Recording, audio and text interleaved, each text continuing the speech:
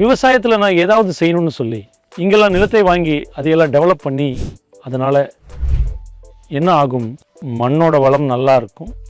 நாம் கெமிக்கல்ஸ் பயன்படுத்துகிறதால மண்ணோட வளமும் கெட்டு போகுது. வணக்கம் ஐயா, என்னுடைய பெயர் சிக்கையா. நான் ஆரம்பத்தில் வங்கியில் ஒரு அதிகாரியாக வேலை பார்த்துட்டு இருந்தேன்.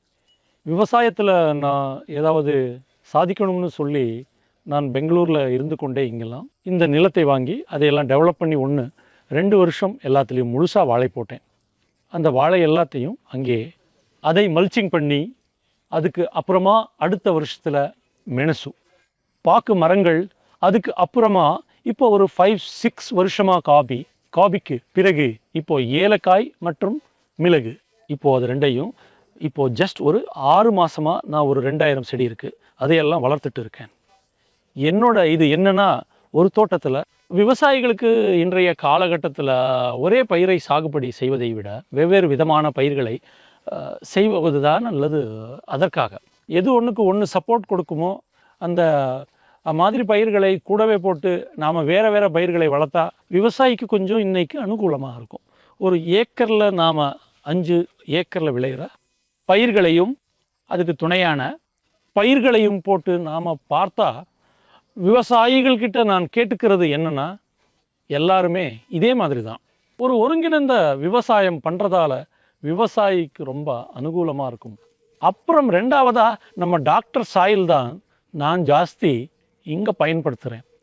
அதனால் என்ன ஆகும், மண்ணோட வளம் நல்லா இருக்கும், பயிர்களும் நல்லா செழிப்பாக வரும். நாம் கெமிக்கல்ஸ் பயன்படுத்துகிறதால மண்ணோட வளமும் கெட்டு போகுது, செடிகளுக்கும் அந்த மாதிரி நோய் நொடிகள் எல்லாம் அதிகமாக வருது. இப்போ நான் ஆல்மோஸ்ட் என்னோட தோட்டத்தில் இந்த ஒரு 15 ஏக்கர் தோட்டத்தில் நான் அதையெல்லாம் கூட நானும் அதே தான் எல்லா செடிகளுக்கும் தென்னை பாக்கு, என் வாழை, மற்ற பழச்செடிகள், காபி எல்லாத்துக்கும் நான் டாக்டர் சாயில் தான் நான் உபயோகிச்சுட்டு இருக்கேன். நல்ல ரிசல்ட் கிடைக்குது. இந்த மண்ணோட வளம் செடி செழிப்பாக இருக்கிறது, நோய் நொடி இது எல்லாத்துக்குமே கூட அதே மாதிரி இங்கேயும் கூட டாக்டர் சாயில்னு சொல்லி நம்ம புல்லனாச்சரி கவுடா அவர்கள் பெயர் சூட்டியுள்ளார். நிஜமாகவே அது நம்முடைய பயிர்களுக்கு செடிகளுக்கு வளத்தை எதிர்பார்த்ததை விட அதிகமான அளவில் கொடுக்கிறது. நம்ம விவசாயிகளுக்கு ரொம்ப வசதியாக இருக்குது.